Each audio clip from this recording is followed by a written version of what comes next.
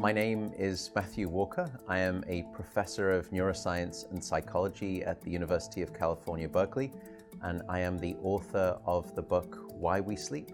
We certainly know that a lack of sleep will actually prevent your brain from being able to initially make new memories.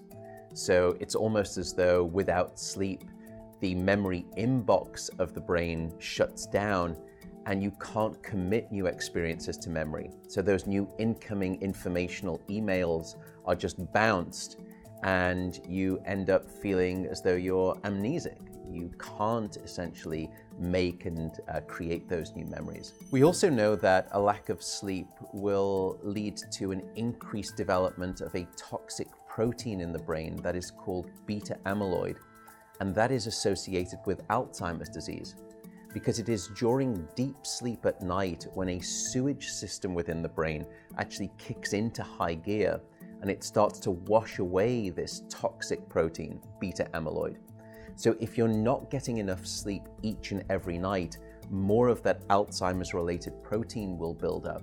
The more protein that builds up, the greater your risk of going on to develop dementia in later life. What are the effects of sleep deprivation on the body? Well, there are many different effects. Firstly, we know that sleep deprivation affects the reproductive system. We know that men who are sleeping just 5 to 6 hours a night have a level of testosterone which is that of someone 10 years their senior. So a lack of sleep will age you by almost a decade in terms of that aspect of virility and wellness. We also know that a lack of sleep impacts your immune system. So after just one night of 4 to 5 hours of sleep, there is a 70% reduction in critical anti-cancer fighting immune cells called natural killer cells. And that's the reason that we know that short sleep duration predicts your risk for developing numerous forms of cancer. And that list currently includes cancer of the bowel, cancer of the prostate, as well as cancer of the breast. In fact, the link between a lack of sleep and cancer is now so strong that recently the World Health Organization decided to classify any form of nighttime shift work as a probable carcinogen. So in other words, jobs that may induce cancer because of a disruption of your sleep-wake rhythms. We also know that a lack of sleep impacts your cardiovascular system, because it is during deep sleep at night that you receive this most wonderful form of effectively blood pressure medication.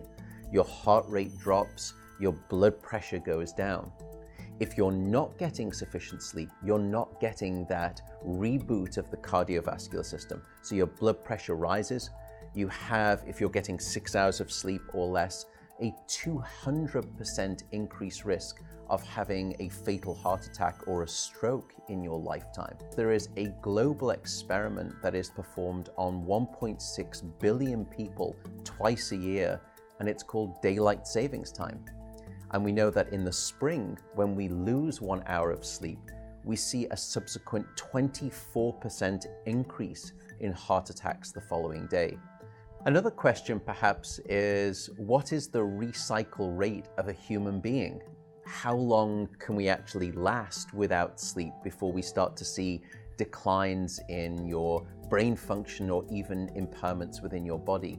And the answer seems to be about 16 hours of wakefulness. Once you get past 16 hours of being awake, that's when we start to see mental deterioration and physiological deterioration in the body.